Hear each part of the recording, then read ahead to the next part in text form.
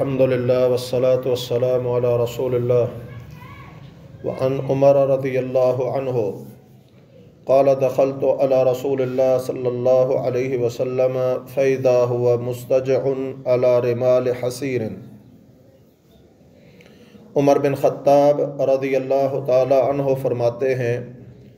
میں رسول اللہ صلی اللہ علیہ وسلم کے پاس گیا، فإذا هو مستجع کہ آپ لیٹے ہوئے تھے، علی رمال حصیر ایک کھجور کے پتوں کی چٹائی پر،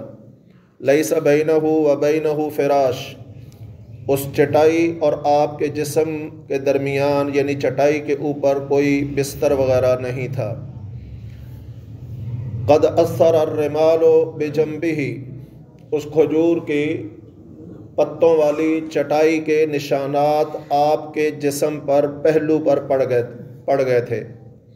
متکئا علی وسادۃ من عدم، آپ ایک تکیے پر ٹیک لگائے ہوئے تھے، حشوہا لیف، جو کھجور کی پتیوں سے بھرا ہوا تھا۔ قلت یا رسول اللہ، عمر بن خطاب رضی اللہ عنہ فرماتے ہیں، میں نے عرض کیا، اے اللہ کے رسول صلی اللہ علیہ وسلم، ادعو اللہ، آپ اللہ سے دعا کیجئے، فلیوسع علی امتک، کہ اللہ سبحانہ و تعالیٰ آپ کی امت پر آسانی پیدا کر دے، وسعت پیدا کر دے۔ فإن فارس والروم قد وسع علیہم،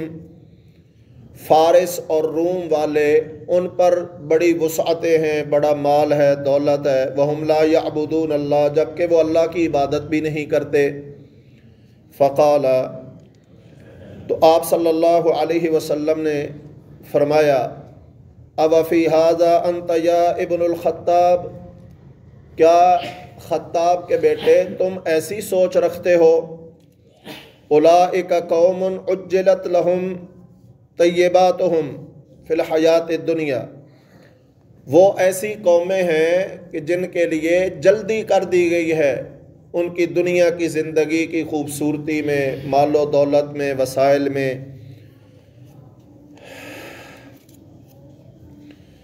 وفی روایت ما اما ترضى ان تکون لهم الدنیا ولن الآخرۃ، ایک اور روایت میں ہے کہ آپ صلی اللہ علیہ وسلم نے فرمایا، عمر کیا تم راضی نہیں ہو کہ اللہ نے انہیں دنیا دے دی ہو اور ہمارے لیے اللہ نے آخرت پسند فرما لی ہو، ہمیں آخرت مل جائے۔ متفق علیہ، یہ حدیث صحیح بخاری اور مسلم کے اندر ہے، جہاں اس حدیث کے اندر نبی کریم صلی اللہ علیہ وسلم کی سادگی معلوم ہوتی ہے کہ آپ کس طرح سادہ زندگی گزارتے تھے، عیش و عشرت سے دور رہنے والی زندگی۔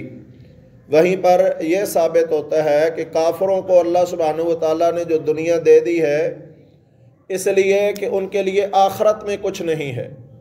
تو انہیں دنیا کے 4 دن کی عیش و عشرت کی زندگی دے دی گئی ہے۔ ہم چونکہ آخرت کی امید رکھتے ہیں تو اللہ نے دنیا ہمارے لیے چاہے اتنی وسعتوں والی نہیں رکھی، لیکن آخرت جو لمبی ترین زندگی ہے، نہ ختم ہونے والی زندگی ہے، اس میں اللہ نے ہمارے لیے عیش و آرام کی چیزیں تیار کر رکھی ہیں۔ اب ہماری مرضی ہے کہ آخرت کو بھول کے دنیا ہی کے پیچھے پڑے رہیں، یا پھر دنیا کی چند روزہ زندگی مشکلات، تکالیف میں، پریشانیوں میں گزار کے اپنے رب سے آخرت کی امید وابستہ کرتے ہوئے اللہ کی عبادت کریں اور آخرت کی تیاری کریں، یہ ہمارے اختیار میں ہے۔ اللہ سبحانہ و تعالی ہمیں آخرت کی ہی توفیق بخشے، اس لیے کہ بھائیو دنیا عارضی ہے، وقتی ہے، گزر رہی ہے، گزر جاتی ہے، ہر ایک کی، کسی کی اچھی کسی کی بری، کسی کی عیش و عشرت میں اور کسی کی پریشانیوں میں، لیکن آخرت نہ ختم ہونے والی زندگی ہے، جس میں جنت مل گئی تو انشاءاللہ ہمیشہ کے لیے، اور جہنم گئے تو ہمیشہ کے لیے۔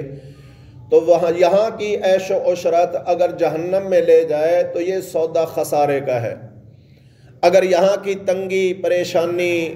مسائل، مشکلات